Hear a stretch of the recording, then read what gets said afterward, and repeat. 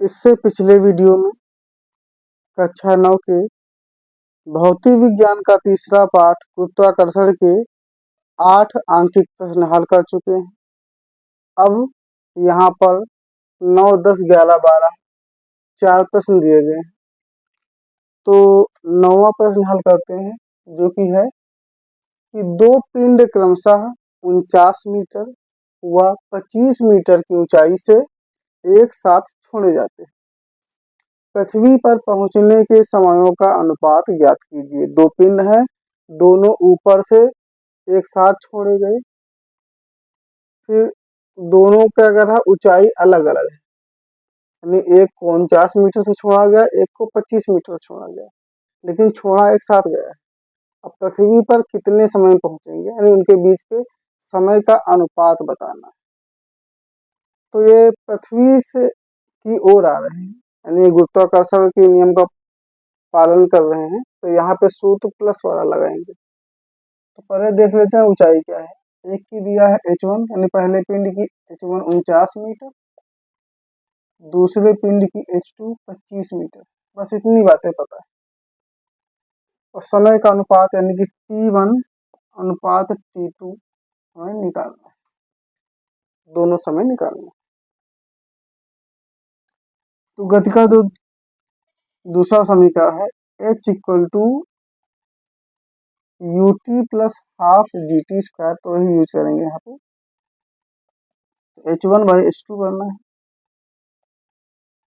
ut plus half gt square by यहाँ पर भी वही रहेगा, ut plus half gt square. अब ये देखते हैं कहाँ पे हमें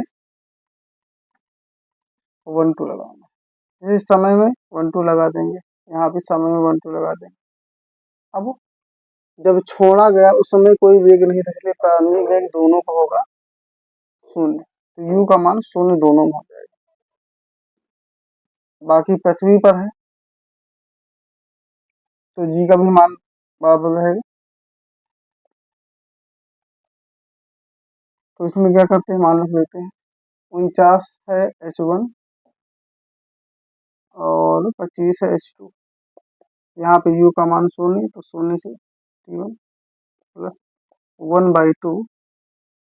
अब g का मान 9.8 होता है, चाहे इसको लिख दें चाहे जी काट दें, और एक ही बात रहेगी, चाहे जी का रहने देते हैं। t1 स्क्वायर बाई यहाँ पे 0 इंटू t2 प्लस हाफ जी t2 स्क्वायर। अब 0 से t1 होगा तो 0 आ जाएगा, 49/25 बराबर, इसका हल होगा 0, 0 कोई मतलब सीधे सीधे आएगा half gt1 square by half gt2 square, जिसमें g से g कट जाएगा, हाफ से हाफ कट जाएगा। तो क्वेश्चन में बच क्या रहा है 49/25। एक काम करते हैं, ये पोर्शन इधर उठा लाते हैं, यानी t1 square by t2 square बाएं आ जाएगा, 49/25 दाएं चला जाएगा। अब दोनों को कर देंगे रूट के अंदर, तो t1 स्क्वायर बटा t2 स्क्वायर इधर अंडर रूट 49/25। अब इनका गुणनखंड निकालें, 49 का होता है 7, 7 गुणे 7, तो t1 स्क्वायर बटा t2 स्क्वायर बराबर 49 में 7 गुणा 7 जोड़ा बन जाएगा, और 25 5 गुणे 5, 5 5 25, इसका भी जोड़ा बनता है। तो इनको रूट से बाहर निकालना है, तो t1 स्क्वायर का बाहर आएगा t1, t2 स्क्वायर का बाहर आएगा t2, यहाँ पे बाहर आएगा 7, बाहर आएगा 5। तो अनुपात के रूप में लिखें, तो t1 अनुपात t2 बराबर 7:5, यही होगा हमारा। तो इसका स्क्रीनशॉट ले लीजिए। तो यहाँ पे इनके गिरने में जिस समय का अनुपात आया, एक का 7 सेकंड और एक का 5 सेकंड, तो 7 और 5 का अनुपात आ रहा है। अब दूसरा प्रश्न है, एक ठोस का वायु में भार 50 न्यूटन है, जल में डुबोने पर भार 30 न्यूटन प्राप्त होता है, यानी घट गया। तो ठोस का उत्क्षेप तथा आयतन ज्ञात कीजिए। इसको मिटा के अगला क्वेश्चन करते हैं। इसमें ठोस का वायु में भार दिया है, फिर जल में डुबोने के बाद भार घट रहा है, तो उच्छेद निकालना है और आयतन निकालना है। तो नंबर 10। तो जो बातें दी हैं क्या है कि वायु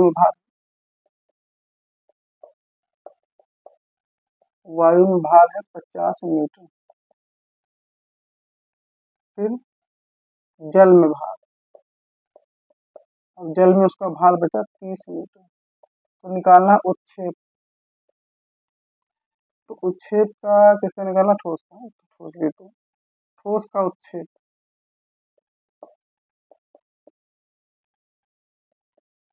तो उच्छेद का मतलब कि भार में कमी, भार में जो कमी आती है उसी को उच्छेद कहते हैं। अब कमी कितनी है समझ सकते हैं। पहले था 50, फिर बचा 30, यानी कितनी कमी आई, 20 की आई। यानी कहने का मतलब क्या है कि पहले 50 था, 50 से 30 निकाल दिया गया तो बचा कितना, 20। तो 20 न्यूटन यही है उच्छेद का आंसर। उच्छेद निकालने के लिए देखते हैं कितना कम है, यानी पहले कितना था, बाद में कितना बचा, दोनों घटा देंगे, उसके बाद जो बचता है ये होता है उच्छेद।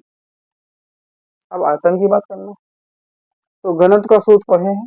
घनत्व बराबर क्या होता है, द्रव्यमान बटा आयतन। तो घनत्व बराबर होता है द्रव्यमान बटा आयतन। तो हमें आयतन निकालना है, तो आयतन बराबर क्या हो जाएगा, आयतन बराबर यहाँ पीछे आ जाएगा द्रव्यमान बटा घनत्व।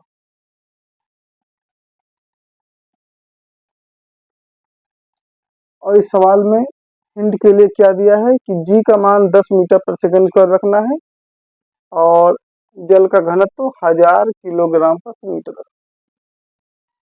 ये दो बातें दी गई हैं। तो घनत्व तो पता है, अब हमें क्या चाहिए, द्रव्यमान। पहले द्रव्यमान निकालेंगे, तो यहाँ पे इसको बाद में हल करेंगे, पहले आंसर कर लेते हैं। तो भार का सूत्र होता है W इक्वल टू mg। भार बल के बराबर होता है, तो उच्छेद क्या हुआ, उच्छेद हो जाएगा इसके बराबर, क्योंकि ये न्यूटन में है। तो उच्छेद भी एक प्रकार का भार या बल है, इसका कर देंगे हम 20। द्रव्यमान हमें पता करना है और गति थोड़ा 10 बोले, तो इसको इधर लिख लेते हैं, 10 गुणा m बराबर 20। तो m बराबर 20 है, 10 का गुणा चला गया बटा में, काटने पर है 2 किलोग्राम। ये द्रव्यमान आ गया। अब सूत्र को ऐसे लिखें या फिर साथ में v इक्वल टू, वी मतलब वॉल्यूम आयतन, द्रव्यमान का m, घनत्व का d। अब रखेंगे मान। तो द्रव्यमान हमें मिला है 2 और घनत्व दिया है 1000। तो 2 बटा 1000 का मतलब एक में 3 जीरो हो तो 10 की घात 3। फिर 2 गुणा, जब 10 की कोई घात हो नीचे प्लस आए तो ऊपर जाएगी तो माइनस हो जाएगी। यही आ गया हमारा आयतन। और वॉल्यूम का क्या होता है, मीटर लीटर जो भी हो क्यूब में होता है। इसमें क्या है, मीटर क्यूब।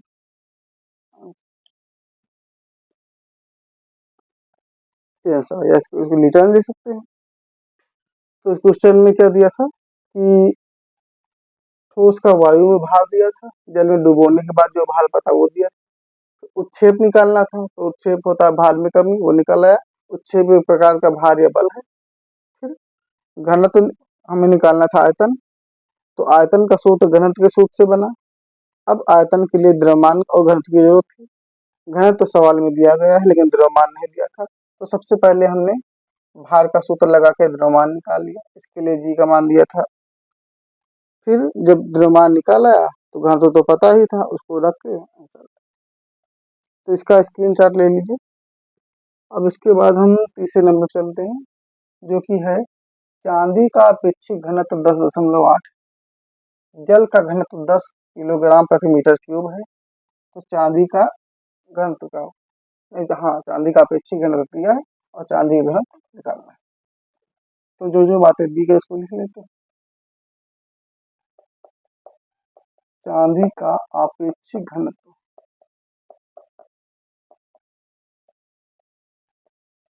जो कि है 10.8। अपेक्षित घनत्व का कोई मात्रक नहीं होता। फिर जल का घनत्व दिया है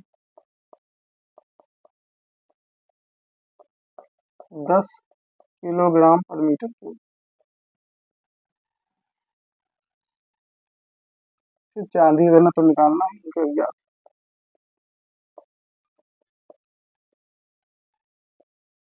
अज्ञात। अब आएंगे सूत्र। तो यहाँ पे मेन मैटर क्या है, चांदी। तो सूत्र बनेगा चांदी का आपेक्षिक घनत्व।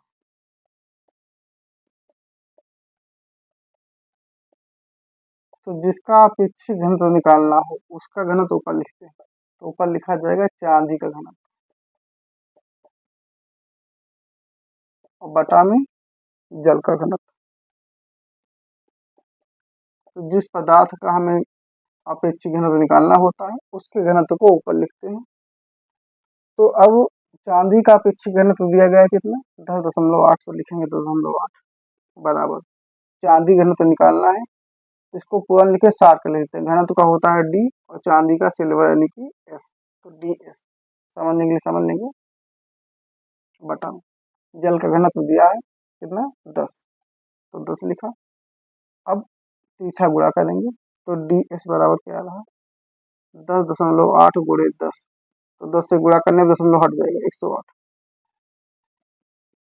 108 किलोग्राम पर मीटर ये आ गया। तो यहाँ पे चांदी का घनत्व प्राप्त हो रहा है 108 किलोग्राम प्रति मीटर क्यूब। तो इसका भी स्क्रीनशॉट ले लीजिए।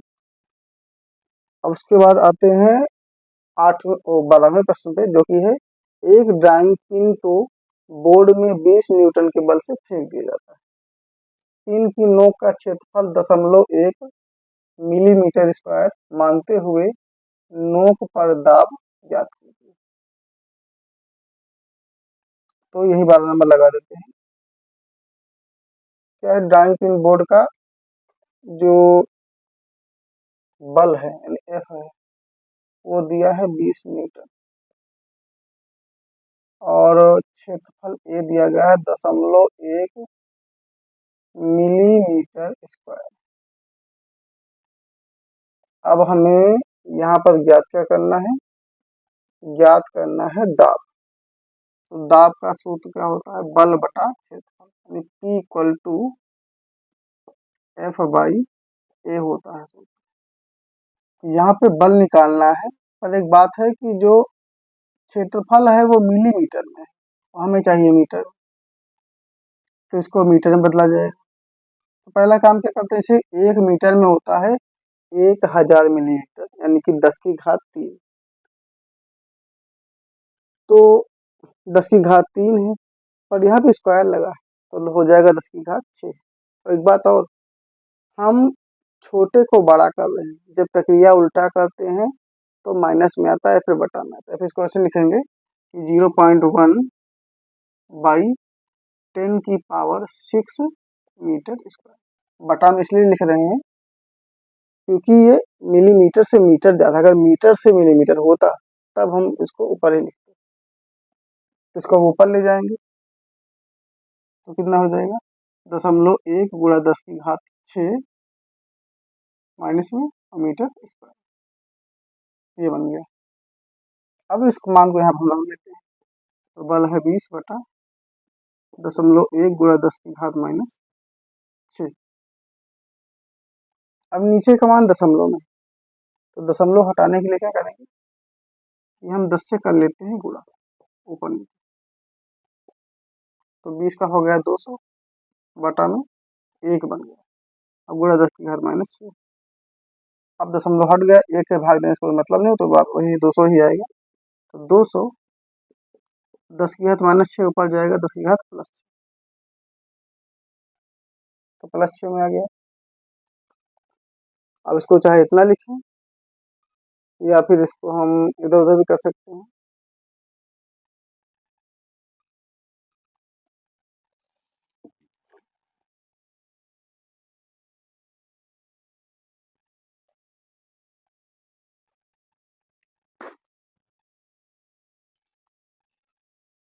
तो 200 गुणे 10⁻6 है। इसको अगर हम इसे वैज्ञानिक पद्धति के अनुसार एक अंक के बाद दशमलव होना चाहिए, तो अगर हम दशमलव 2 अंक को इधर लाते हैं यानी हम किधर आ रहे हैं दशमलव बाई साइड, जब बाई साइड आता है तो प्लस हो जाता है, दशमलव यहाँ होना चाहिए था। 2 अंक हम इधर बाएं आ गए, तो यहाँ पे 2 प्लस कर दिए, तो आंसर आ गया 2 गुणे 10 की घात 8 और दाब का मात्रक होता है पास्कल। ये हो गया, तो इसका स्क्रीनशॉट ले लीजिए। तो ये 12 न्यूमेरिकल्स हमने करवा दी। तो ये जो गुरुत्वाकर्षण पाठ है ये अब यहीं पे समाप्त होता है। इससे संबंधित कुछ भी पूछना है तो कमेंट करके पूछ सकते हैं।